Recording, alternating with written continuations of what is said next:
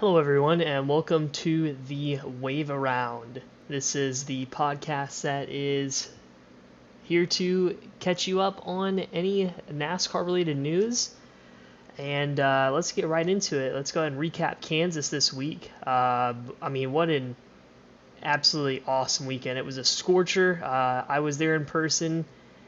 A lot to talk about that went down this weekend. Let's go ahead and get into it. So for ARCA this week, it was a great race Saturday, mainly dominated by Jesse Love.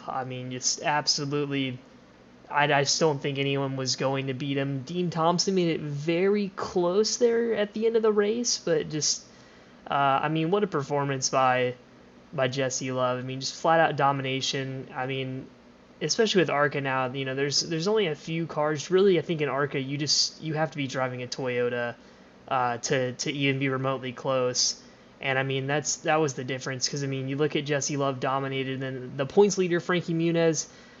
Frankie was good, but just couldn't really get over the equipment difference between him and Jesse there at the end. So unfortunate for him, Jesse picks up his second win in a row because he won the week before at Talladega. And then later on that night, moved on to the truck race, which was super fun to watch. That was a race that was down to the wire, a lot of different strategies, different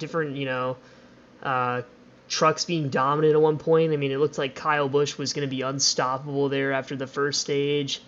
And then around stage 2, he kind of just slid up off of 2, hit the wall, got run into the backup by Ben Rhodes, and just never was the same. Ran 7th pretty much the whole race from there. And then, once Grant Enfinger got out front, man, he was just unstoppable. I just can't believe how fast. It was such a good look for GMS and Grant Enfinger. He said it himself in his post-race interview that he felt like they were kind of struggling the past couple of years, and it's good to see him back up on top and get a win. To get in the playoffs, a couple of notable events that happened in the truck race, that big pile-up or Matt DiBenedetto got turned by Derek Kraus going into turn 1 on the restart. And I'll give a quick shout-out. This was something I turned my attention to later on in the race, but best battle of the race and one of my favorite battles of the weekend, other than the Cup race, which we'll get to, between two lap trucks. When they were 2 laps down, Spencer Boyd and Mason Maggio were battling 2 laps down side by side. I actually got a picture of it. I'll throw it up. They raced side by side and raced really hard for position for about 20 laps, and that's just why I love racing, because no matter the position, you're always racing somebody, and that's what it's all about. So big shout out to those two. I don't know if anyone else picked up on that weekend, but that was awesome to watch those two go at it, even with being slower trucks. And then that moves on to Sunday's race, where I was already sunburnt, and it was a scorcher, which just played in so well to that weekend's race. The cars, the tire combination with the heat of the racetrack, it was just perfect racing this weekend. It was an interesting race. Larson had probably the best car, but he got mired in the back early. He got spun by Tyler Reddick. He had to work his way from the back. It looked like Reddick was fast, and he faded. Then Truex looked really strong at one point. Martin Truex Jr. was out front again. Looked like maybe he was going to go back-to-back. Him and Denny were going back and forth for the lead. Then when Denny took it, Denny definitely looked like he had the stronger car. And then, just all heck broke loose throughout the race. A ton of cautions, a ton of attrition. There was a lot of comers and goers. Kyle Busch had gotten up to 5th at one point after being mired in the back all day. And as soon as he got up to 5th, around stage 2, he pitted. It was a late caution in stage 2. Kyle Busch pitted with about a bunch of the other leaders, and then on the ensuing restart, he got just loose off of turn 2, spun, hit the inside wall, and his day was done after finally getting up there. Just a lot of interesting things. Ty Gibbs had a tire go down at one point, and he got spun on the backstretch, had a tire go down, and just I've never seen anything like that where a guy, I mean, he was trying his hardest to get that thing turned down pit road with a blown tire and just couldn't do it. He was revving, just gassing it up. He rev bombed it like 2 times trying to get it turned back around, and then he clipped the grass trying to get to pit road and then spun it and beached it, and then he was done for the day. And then, yeah, I mean, just those were all the interesting things that happened in the middle of the race. And then let's get to the end. I mean, Denny Hamlin and Kyle Larson put on a show. 15-lap battle there at the end. What more could you ask for? I've been to 3 races in person at Kansas now, and that was the best one, and that's one of the best races I've been to in a while. One of my favorites for sure. I mean, it was so interesting. Another thing I forgot I would mention too is Chase Briscoe. What in the world happened with Stewart-Haas Racing that day? Just super slow.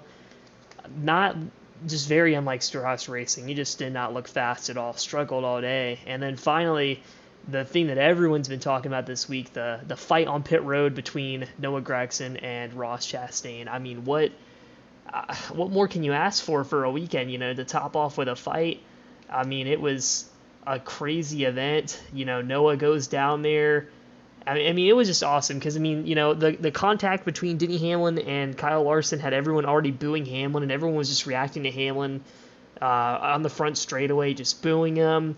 Just a parade of boos on Denny Hamlin. Then everyone turns their attention to the screen, and then you see this fight broke out. And so I mean, the gist of it is that Noah Gragson got ran up into the wall by Ross, and he wasn't taking it because remember a couple weeks ago at Talladega, Noah got turned by Ross on a restart, which I mean was kind of bizarre because you never see anyone just take someone that low on a restart like that. But after the fight, really was, I mean, you still call it a fight, but Noah didn't get any punches in because it got broken up before he could, and then Ross got one punch in and then just smiled the whole way afterwards. But this is what Ross had to say about the whole incident.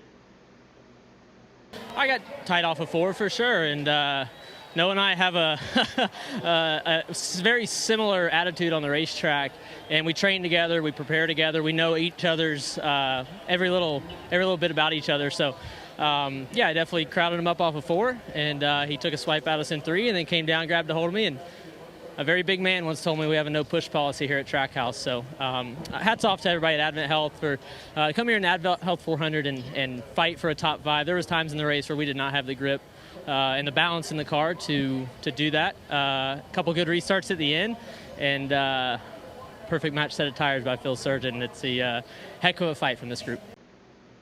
And then this is what Noah had to say about it.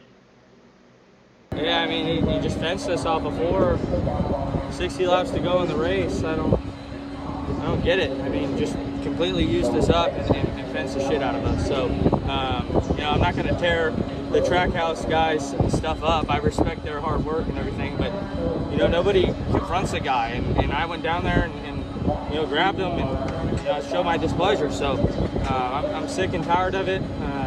The guy just runs into everyone. I mean, when you got guys like Chase Elliott and other guys telling you to go beat his ass, everyone's just sick and tired of him, but nobody has the balls to go up and get him. So I'm tired of it. We're not the fastest this year. He's probably going to be lapping us quite a bit this year. Once or twice a race, it seems like that's what the trend has been so far this year. So, we got 2 opportunities every single race.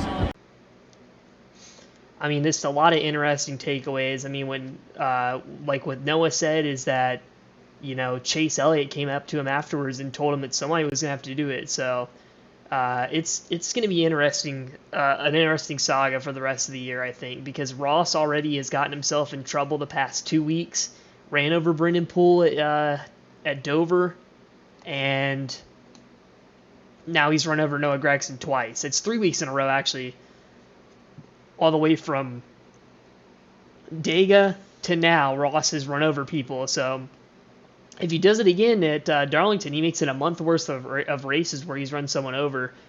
But Ross has always said he's not here to make friends, and that's the key thing about it. But yeah, that's pretty much all that we got for the Wave Around this week, and I hope to see you all soon on another episode.